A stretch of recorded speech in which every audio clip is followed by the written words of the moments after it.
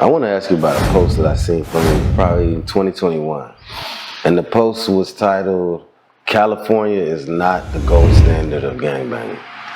Okay. Shout out to you, shout out to what you do, shout out to what you're about. Yeah. You know what I'm saying? But when you said that, what did you mean when you said that? It sometimes gets under my skin. I don't speak for everybody. I damn sure don't speak for everybody that I be around. I'm just one guy with an opinion. I'm gonna tell you this.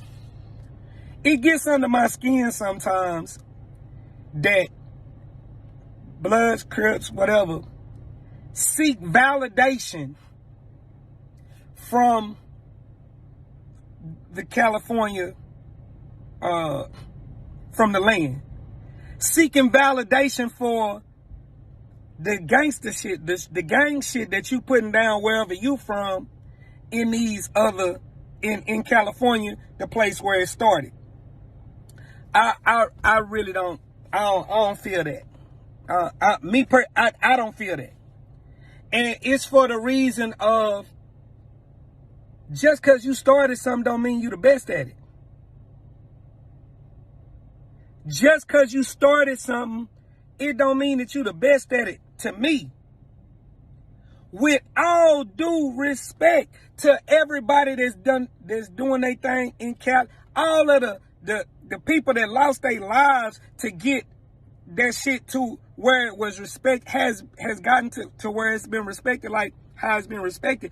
You got to also keep in mind that the contributions to being a Crip, being a Blood, that shit is, a lot of people done put their contributions into that shit.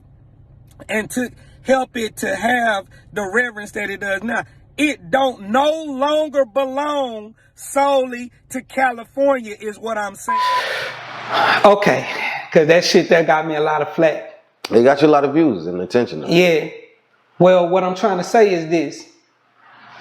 Gang banging, as it relates to Bloods and Crips, originated in California, originated in LA, right? In the late 60s, early 70s, on up until today, and it's done proliferated the country and the world. There's Crips and Bloods in Africa. We know this now. Okay. With that being said, man, there's so many different factions and all of that, man. With these years of being able to represent this shit, man, you got people that are doing it at a honorable and respectable level everywhere, man.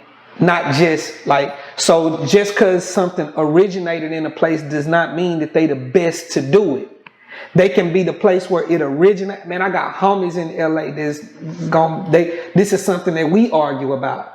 Yeah, a lot of the things that some of the wrongs of being in a gang, those wrongs as well originated in Cali. Selling of these gangs, allowing people to be down with gangs or down with different sets based on, you know, they fame, the level of fame or whatever, money, letting people buy themselves into the set and shit like that. I'm not saying that that's a wrong thing. I'm saying that when you do that, you understand that you contributing to the watering down of these institutions. So when you catch people in other places that's living by a certain code of morals, ethics, principles, going to prison behind that shit, keeping it solid and all of that, you got to start looking at that level of representation and saying, okay, that is a good representation versus what somebody might be doing on this end, because niggas is getting backdoored in California at a high rate too. Bloods is killing Bloods, Crips is killing Crips. You know what I'm saying? And vice versa. So it's spinning like this to where it's not a lot of structure in the land no more. You know, and it's some places, whether it be Oklahoma, whether it be Houston, whether it be Arkansas, where there is structure. So I just think that it's foolish to believe that just because something started somewhere, it's the same with hip hop. Hip hop started in New York City. It started in the Bronx. It's foolish to think, man, you catch a motherfucker from Houston, don't listen to nobody from New York. Yeah, that's true. at all. You know what I'm saying? So in that same way, or somebody from LA probably don't even give a fuck about nobody from New York musically or whatnot.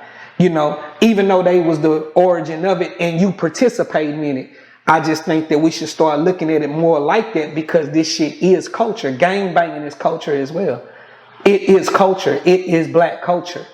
You know, so there's people that maybe feel like they can do it in a better way, in a more honorable and upstanding and respectable way than what's done in other places. I think sometimes people don't be wanting to hear that, but just the reality of it, man, it's Texas, man. Shit, you got some good Crip niggas here. You got good blood niggas in Texas. You know what I'm saying? You got whole good blood neighborhoods in Texas, man. That's solid and 100. You know what I mean? So I'm just saying it's just as a fact, you know? Sure. Why do you think it is that it's, because there's gangs everywhere. Mm-hmm. Why do you think it is that California sets and gangs are the most like emulated and copied? Culture, man. A big part of that is they was the first to be filmed. They was the first to be shown. You know what I mean? They street shit made it to the big screen before GDs and BDs and things of that nature. They had, first of all, it's the land, so they got film.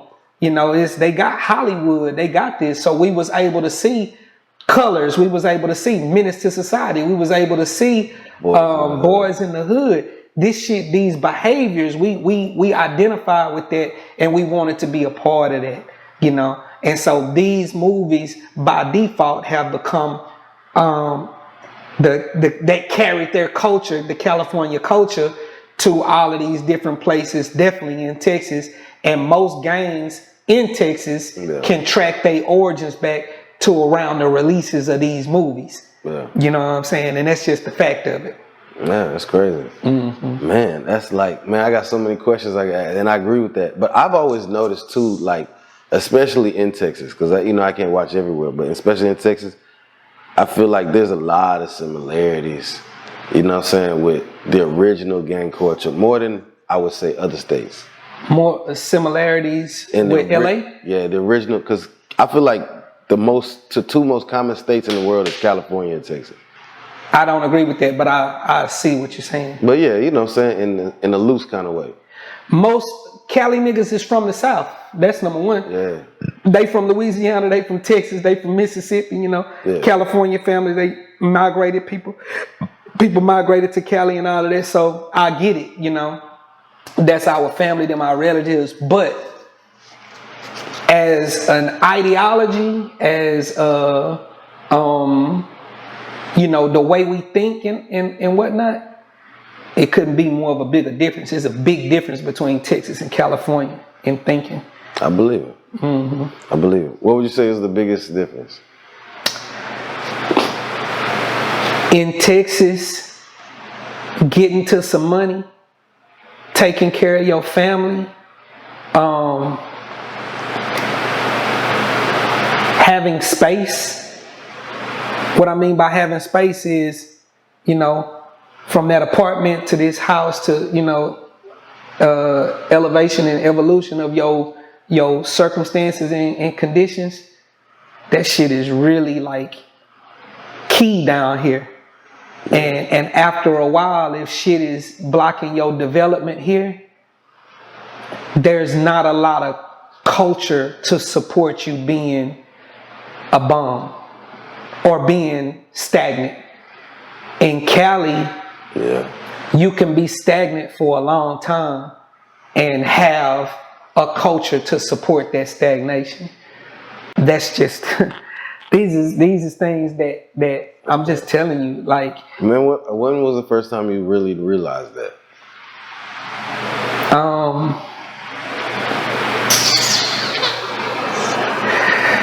To be honest, in prison.